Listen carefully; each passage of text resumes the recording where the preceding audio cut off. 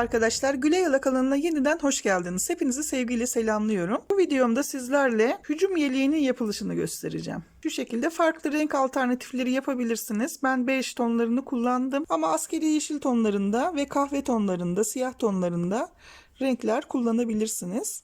Şu şekilde yan tarafına çıt çıtlı yaptım. Üst kısmını sabit yaptım. Şuradan çıkarabiliyorsunuz. Şu şekilde. Arkasına ben henüz bir şey yazmadım ama polis, jandarma, asker şeklinde örmüş olduğunuz bebeğinizin görev yerine göre istediğiniz şeyi yazabilirsiniz ya da logo kullanabilirsiniz. Hepinize kolaylıklar diliyorum. Birlikte yaparsak olur diyoruz ve ne yapıyoruz? Başlıyoruz. Şimdi arkadaşlar, hücum yeleğini ben şu bej rengi ve açık bej ve koyu bej kullanarak yapacağım. 7 tane zincir çekerek başlıyorum arkadaşlar. 2 3, çok sık çekmeyin bu zinciri. 4 5 6 7 8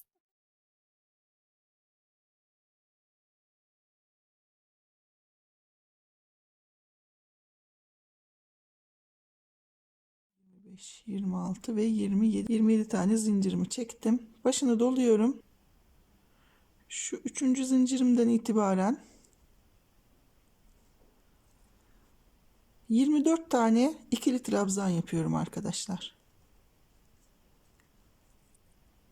Sıra sonuna kadar 24 tane ikili trabzan yapıyorum. Bunu tabii ben ölçerek yapıyorum. Benim örmüş olduğum bebeğe göre bu ikili trabzan sayısı yeterli. Ama daha küçük, daha büyük bebeklerinizde bunu ölçerek yapacaksınız.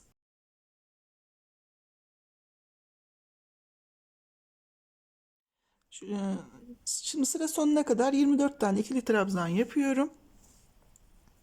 Şu şekilde bakın arkadaşlar. Ondan sonra git gel 1 2 3 4 5 sıra yapıyoruz. Ondan sonra kenarlardan azaltarak birkaç sıra daha öreceğiz. Şimdi 5 sıra git gel yapalım. Bu başlamış olduğumuz ikili trabzanları, ondan sonra devam edelim birlikte. 1 2 3 4 5 tane 24 sık iğnemi git gel yaptım. Şimdi bu 6. sıramda şurada bir tane azaltacağım.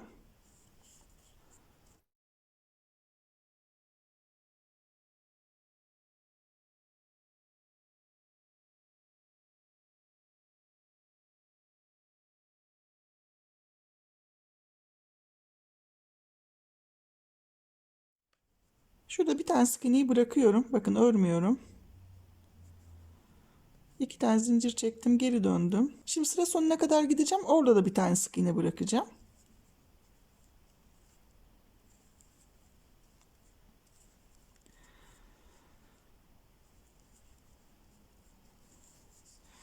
Şuraya kadar geleceğim. Burada da bir tane sık iğne bırakacağım arkadaşlar. Oraya kadar örelim.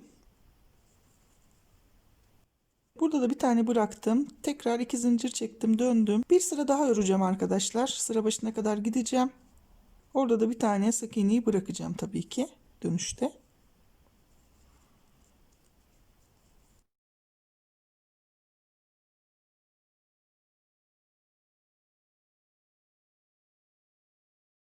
Şimdi sıra başına geldim. Bir tane orada bırakıyorum sık iğne, bakın bir tane daha bıraktım. Şimdi ben bunu ön yapacağım. Ama arka için de aynı şekilde örüyoruz. Şöyle bakın. Buradan tekrar dönüyorsunuz. Şurada bir tane daha eksiltip döndüğünüz zaman 2 sıra daha ördükten sonra bitiriyorsunuz. Şu şekilde. Bir tane eksilterek yine aynı şekilde 2 sıra daha ördüğünüzde bitiriyorsunuz. Şu anda 2 4 6 8 sıra ördük. Bu da 2 4 6 8 10 sırada bitiyor bakın. Önde de biraz şöyle hafif yaka kısmını girintili yapacağız. O yüzden farklı. Arkayı devam edin. Bu şekilde 2 sıra daha yapın. Yanlardan birer tane eksilterek. Ön kısımda da şimdi bir tane iki tane zincirimi çektim, döndüm. 7 tane ikili trabzan yapıyorum. 1 2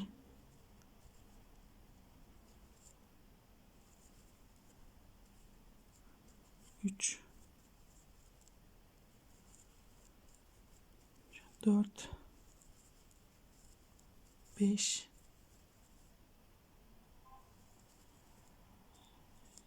6 ve 7 tane ikili trabzanımı yaptım. 2 tane zincirimi çektim, döndüm.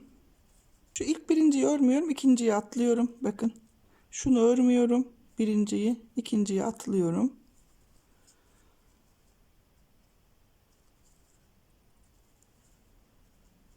2 3 4 5 ve 6. Burada kesmiyorum. Şu taraftan kestim çünkü. Burayı bütün yaptım bakın artık. 2 tane zincir çektim, döndüm. Şöyle 1 2 3 4 5 ve 6. Dönüyorum. İlk birinciyi yine örmüyorum. 1 2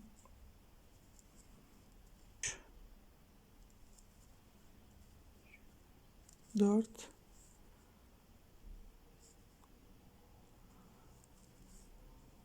ve 5 tane ördüm. 2 tane zincirimi çektim, döndüm.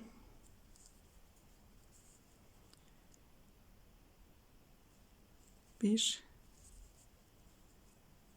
iki, üç, dört,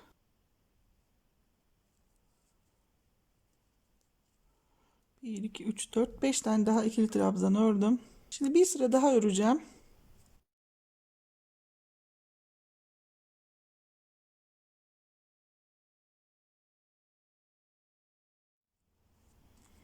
Bunu burada bitireceğim arkadaşlar. Şöyle. Şimdi bunun simetrisini de bu tarafa yapacağız. Şimdi şuradan, bu taraftan arkadaşlar, sol taraftan 1 2 3 4 5 6 7 tane sık iğneyi sayıyorum ve şu yedinciye giriyorum.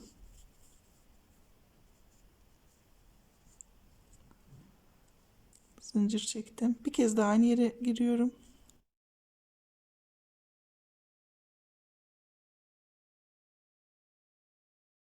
Sonuna kadar örüyorum.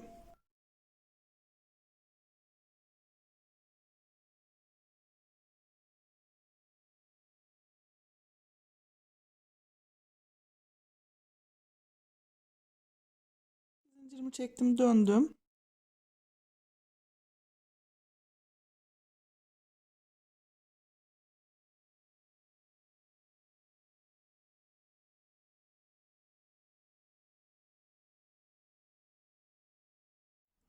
Şöyle 5 6 tane ördüm. Bir tane burada bırakıyorum. Burada bir tane bıraktım arkadaşlar. 2 tane zincir çekip dönüyorum. Şuradaki sık iğneyi de atlıyorum. İlk sık iğnemi atladım. 1 2 3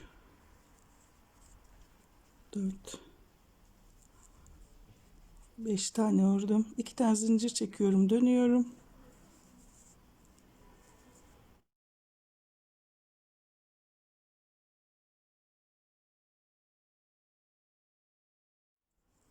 Şimdi 5 tane ikili trabzanımı yeniden örüyorum.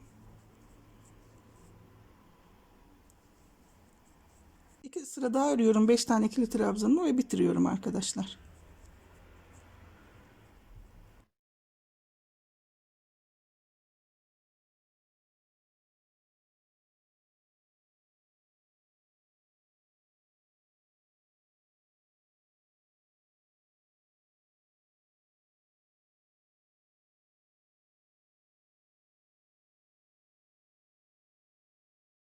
Şimdi şu omuzun biraz üstüne doğru gidecek. O yüzden uzun yaptık.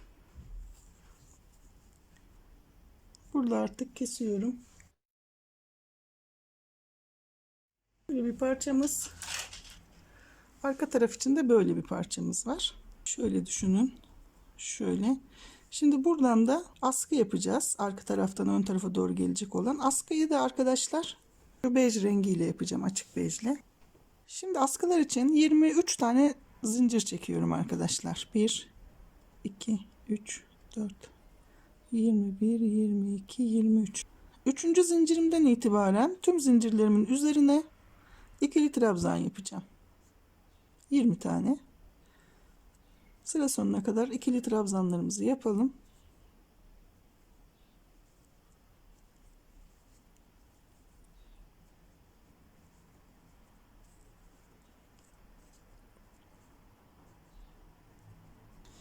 Şimdi şöyle 20 tane ikili trabzan yaptım arkadaşlar. Şu ortaya 2 tane sık iğne yapıyorum. Öbür tarafına dönüyorum. Şöyle bir sıra kaydırma yapıyorum.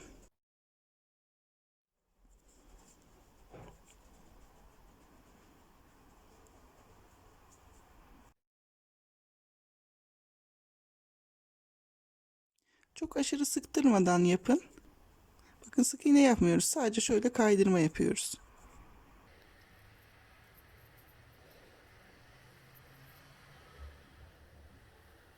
Şöyle başa kadar geldikten sonra yine buraya ortaya 2 tane sık iğne yapalım.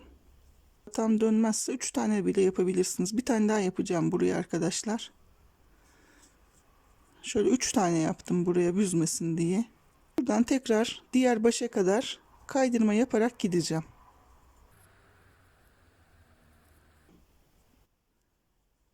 Şimdi şurada bitiriyorum uçta. Uca gelmeden bakın. Bir sık iğne önce bitiriyor. Bir ip bırakıyorum arkadaşlar. Şöyle az bir şey dikmek için. Bu parçadan 2 tane yapacağız. Omuz askısı olarak 2 tane hazırlayalım. Bel kısımlarındaki parçalarımızı yapacağız. Şimdi yeleğin ön kısımlarına monte etmek için şöyle küçük çantalar yapacağız arkadaşlar. Ben şöyle 2 küçük 2 büyük şeklinde koyacağım. O yüzden büyükten 3 tane yapacağız. Küçükten de şu küçük boydan da 2 tane yapacağız. Şimdi şu büyük olan boy için arkadaşlar çok fark yok da az bir sık iğne fark var. 6 tane zincir çekiyorum. İkinci zincirimden itibaren 5 tane sık iğne yapıyorum. 1 2 3 4 ve 5. Diğer küçük olan da 4 sık iğne ile başlanılıyor. Bu 5. Bir tane zincir çektim, döndüm. 2 sıra öreceğim. Yani git gel yapacağım 5 sık iğnemi.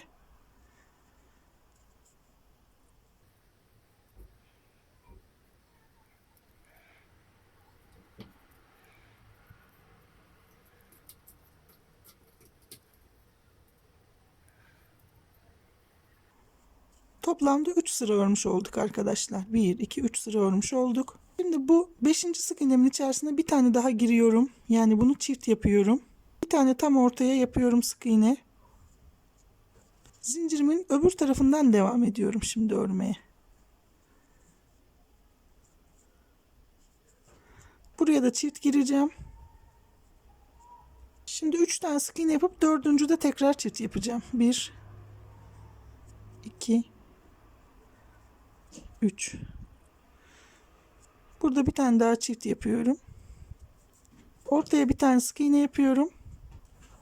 Şuradaki ilk sık iğnemin olduğu yere bir tane sık iğne yapıp orayı da çiftleştirmiş oldum bu şekilde. Şu anda ortalarda birer tane sık iğne yaptık. Şu köşelerde de çift sık iğne yapmış olduk arkadaşlar. 16 tane sık iğnemiz olması gerekiyor toplamda. Şimdi şu ilk sırayı bulo yapıyorum.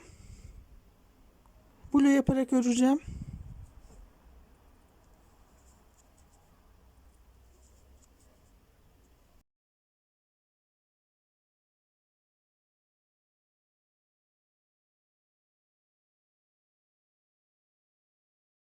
Şu buloya ilk başladığım yere geldim. Buradan sonra düz sık iğne olarak devam ediyorum arkadaşlar. 10 sıra öreceğim toplamda. İlk sırayı örmüştük. Bu ilk sıranın üzerine 9 sıra daha örelim. Şu alt kısma koymak için şöyle plastik dondurma ya da yoğurt kaplarından, hani ayakkabıların diplerine yapıyoruz ya, onun gibi düzgün durması için karton da yapabilirsiniz. Bunu buraya oturtacağım. Bir tane de bittikten sonra şöyle ön tarafına, şu bakın ön tarafında da var, şurada sert bir şekilde duruyor. Ön taraflar ve alt kısmı düzgün dursun diye bu aparatlardan da hazırlayın. 9 sıra daha örelim. Ondan sonra şu başladığımız noktaya gelir. Şu ilk ördüğümüz sırayla birlikte 10 sıra örecek. Ondan sonra birlikte devam edelim. Şimdi bakın 10 sıra ördüm. 1, 2, 3, 4, 5, 6, 7, 8, 9, 10. Ve şurada Blue'ya başladığım şurası. Oradaki sıra başının olduğu yer. Şurada Blue'ya geçtiğimiz yerin olduğu yere geldim. Arka taraf olacak burası. Şimdi buradan 7 tane sık iğne örüyorum. 1 2 3 4 5 6 ve 7. Bir tane zincir çekip dönüyorum. Şuradan ön loblarını örüyorum sadece. Sadece ön loblarını örerek 7 tane sık iğne öreceğim. Filo yapıyoruz arkadaşlar. 5 6 7 tane yaptım. Bir tane zincir çekip dönüyorum. Git gel yapacağım şimdi. 2 sıra öreceğim.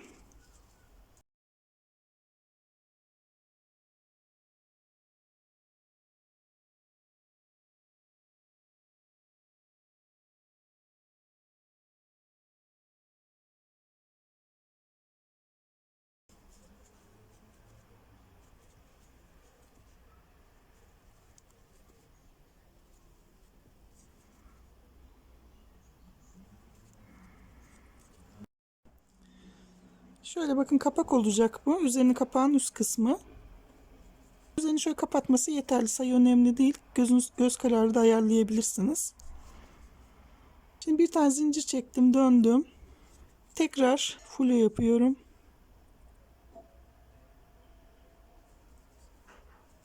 Sadece yine ön loblarını örüyorum arkadaşlar.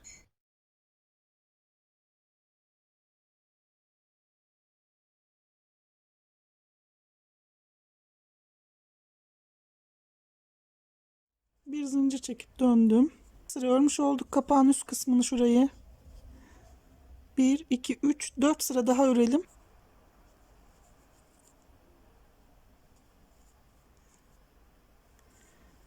Şimdi şu filo yaptığımız yerle birlikte 2 4 5 sıra örmüş olduk. Şöyle düşünün. Son sıramı yapacağım arkadaşlar. Şu ilk sık iğneyi örmüyorum. İkinciyi atlıyorum.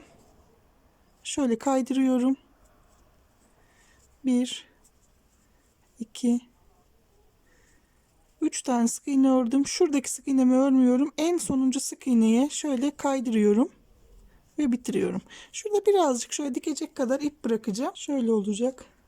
Ben şöyle ayarladım. 1 2 3 4 5. 5. sık iğnenin şu üzerine dikiyorum, şu kapak kısmına. Şimdi şu ön kısmına da böyle ortalayarak şu renkten gideceğim arkadaşlar. Üstüne iğneyle de yapabilirsiniz bunu ama ben örerek yaptım. Şurayı yapacağım. Şu sarı gibi görünen kısmı. Ortalayarak 3 tane sık iğne yapacağım. Bu renkle blo yaparak yapacağım.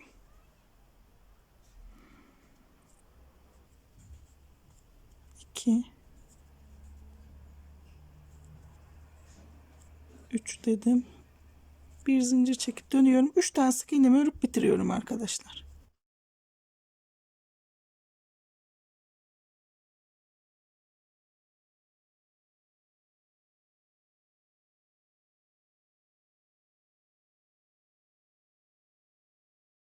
Böyle altta 2 tane sık iğne bırakacağım.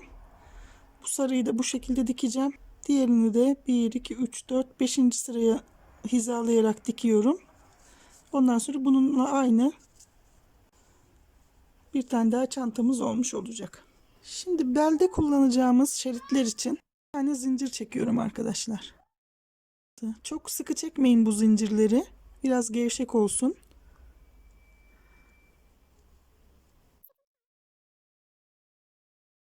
82-83 tane çektim. Başını doluyorum. 3. zincirimden itibaren tüm zincirlerimin içine ikili trabzan yapıyorum arkadaşlar.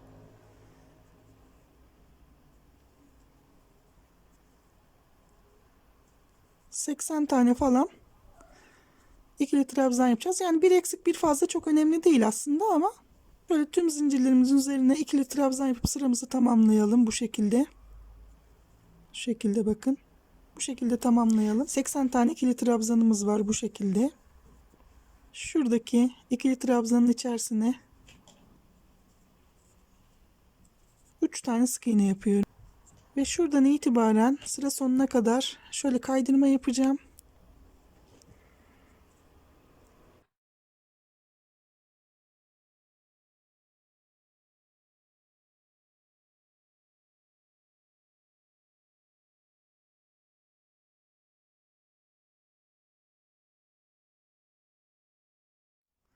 Şöyle. Şu başa kadar yapalım arkadaşlar. Şuraya kadar yapalım kaydırmamızı. Şimdi başa kadar şöyle kaydırma yaparak geldim bakın. Buraya 3 tane sık iğne yapıyorum. 2 ve 3. Bu tarafa da aynı şekilde kaydırma yaparak buraya kadar geleceğim. Burada bitireceğim. Geldim ve burada bitirdim arkadaşlar. Şimdi bu parçadan 2 tane öreceksiniz. Aynı parçadan şöyle 2 tane öreceksiniz. Şu ön tarafımız, şu da arka tarafımız. Bunları şöyle takacağız arkadaşlar. Şu şekilde. Şunu şuraya, şunu da şöyle uca. Bu şekilde monte edeceğiz. Başlangıç noktasından şurada 2 tane ikili trabzan bırakacağız. Şu ikisinin arasında da 10 tane bırakacağız. Yani şurada 10 tane boşluk kalacak. Bu tarafta da yine 8-9 tane boşta kalacak. Şimdi şurada şu ilk kestiğimiz yerin, azalttığımız yerin şurasına şuradan başlayarak monte edeceğiz. Şöyle koyuyorum. Şimdi ben nasıl yapacağım size onu göstereyim ama böyle düz bir şekilde dik edebilirsiniz. Önemli değil. Şuradan 8 tane ikili trabzan bıraktım. Şu kenarla birlikte 9 oluyor. O kenarı saymıyorum. Dikişler oradan gözükecek.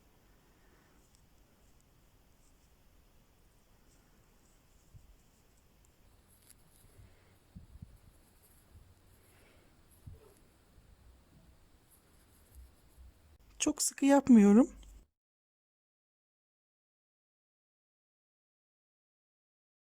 Sık iğne kaçırmamak için bakıyorum arkadaşlar.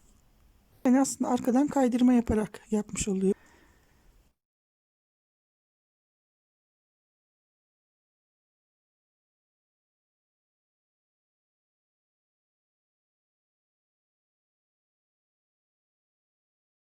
Bu şekilde yaparak hem alttan şuradan da diğer tarafını yapacağım. Şöyle dikeceğim. Bakın şurada dikişler gözüküyor ya. O dikişler gözüksün istiyorum. Bu şekilde dikeceğim. Alt kısmını da dikeceğim. Şurada 10 tane ikili trabzan bırakıp arka tarafı da aynı şekilde dikip bitireceğim. Siz de o şekilde hazırlayın. Şunu da arkadaşlar şu uca monte edeceğiz. Bunu da şöyle bu uç kısma şöyle monte edeceğiz. Bu şekilde monte edelim. Dilediğiniz gibi dikin. Ondan sonra tekrar birlikte devam edelim. Evet arkadaşlar bakın şurası ön tarafı. Şu şekilde diktim. Burası da arka tarafımız. Şu arka tarafı şurada düz bırakacaktım aslında. Fakat şuraya birazcık omuz yaptım arkadaşlar. Burası koltuğun tam altına çok denk geldi. Şu küçük çantalardan bir tane de şuraya şöyle dikmek istediğim için biraz aşağıya doğru çekmek istedim. Normalde biraz yukarıda kalsın istemiştim. Kısa olan hücum yeleklerinden yapacaktım. Fakat şu sığmayınca biraz şu arka tarafı yükseltmem gerekti. Ön taraf zaten yüksekti biliyorsunuz şurası. Şöyle omuza dolanması için. Şuraya da 6 sık iğne ile yapıp 5'e düşürüp birkaç sıra yaptım. Bu tarafa da şimdi yapacağım. Şöyle bu tarafı da birlikte yapalım. Şuradan 1, 2, 3, 4, 5, 6. Şu altıncıya tekrar aynı yere girdim. Şu 6 sık iğneyi öreceğim.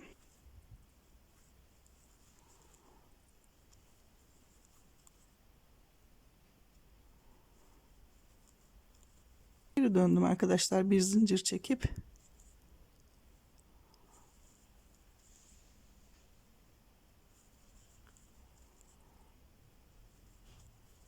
Altı tane sık iğnemi tekrar ördüm. Bir zincir çektim döndüm. Şu ilk sık iğnemi atlıyorum. 5'e düşürüyorum sık iğnemi orada atlayınca. Zincir çektim döndüm. 2 sıra daha öreceğim.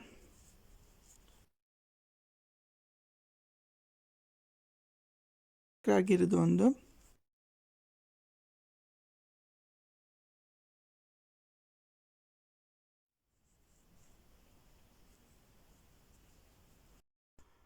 Bir sıra daha yapmışım onu. O yüzden tekrar geri dönüyorum.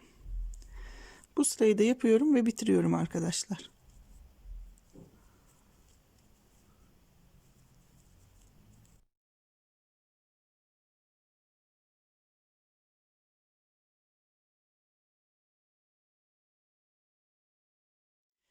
Şimdi şu arka tarafın omzunu da yükseltmiş oldum. Ön taraf kadar uzun değil. Gene de ön taraf daha uzun bakın.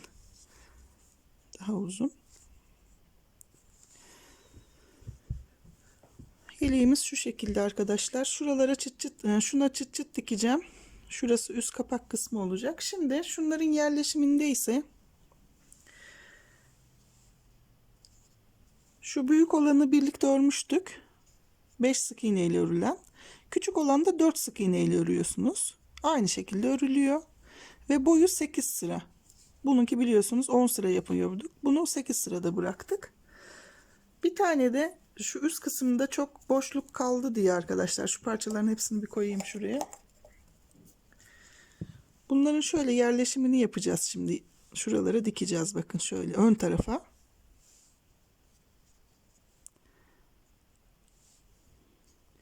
Şu iki tane küçüğü ortaya alacağım. Şöyle. Şu iki tane uzun olan. Şöyle yanlara koyacağım. Bir tane de şuraya ortaya dikeceğim. Şu da 14 sık iğne ile yaptım arkadaşlar. 14 sık iğne ile aynen bunlar gibi git gel yapıp köşelerde arttırdım ve 1 2 3 4 sıra. 4 sıra ördükten sonra 5. sırada dönüp kapağını yaptım şu şekilde. Bunu da tam şuraya oturtacağım. Çünkü burada da hep bir çanta var görsellerde. Bunları buraya düzgün monte edebilmek için şöyle uzunca bir ipi geçirdim arkadaşlar. Bulu yaptığımızın üst sırasındaki bakın sık iğneden şöyle girip çıkıyorum şuraya. Ortasından. Aynı şekilde bunun da. Önce bunları şöyle bir ipe dizeceğim. Ondan sonra oraya o şekilde monte edeceğim.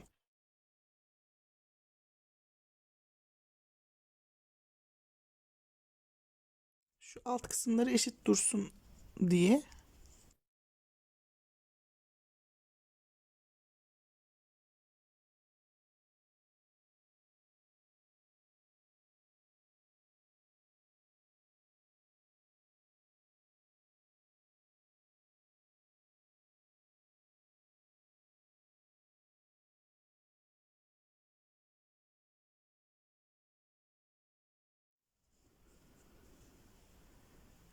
Bakın şu şekilde.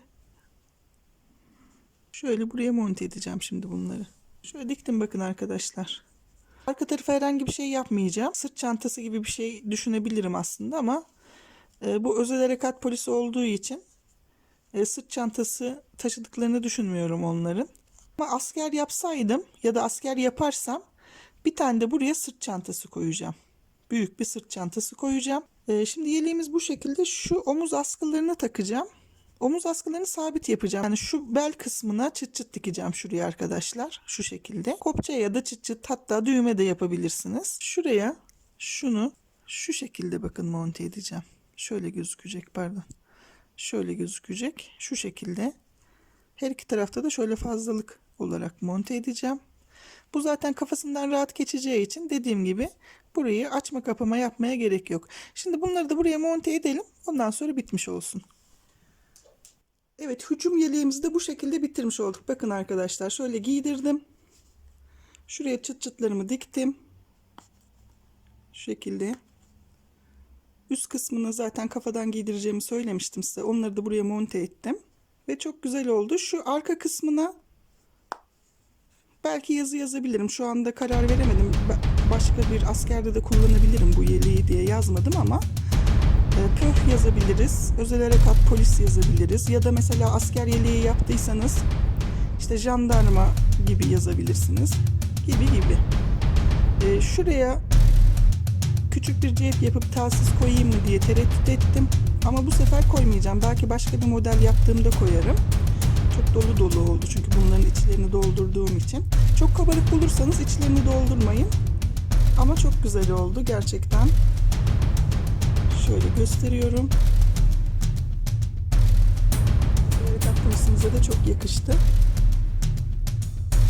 Ne yapıyoruz? Kendimizi alkışlıyoruz. Çok teşekkür ederim benimle birlikte olduğunuz için. Beğen butonuna basıp yorum yapmayı lütfen unutmayın arkadaşlar. Bir kalp de olsa orada yorum bırakırsanız çok memnun olurum. Daha sonraki videolarımda görüşmek üzere. Şimdilik hoşça kalın, sevgiyle kalın.